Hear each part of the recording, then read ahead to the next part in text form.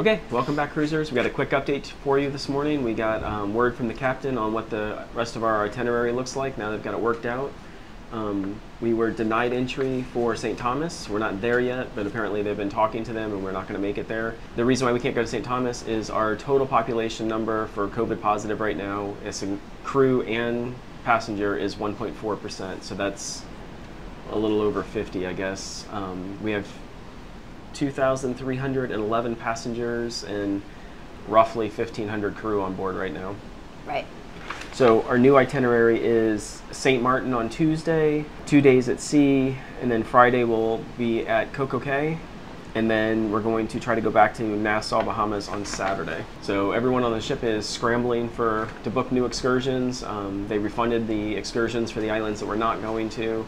All right, I think that's all we have for right now. I'll scroll this document. This was left in our cabin this morning. This list out what the itinerary is, and I'll add the transcript of what the captain's announcement was this morning to the description of the video. All right, we'll get back with you if we hear anything else, and if we make sure, we'll make some more excursion videos. Thank you guys. Have a good day. Hi guys, I hope you liked our video. If you did, please consider subscribing, leaving a like, and hitting the notification bell.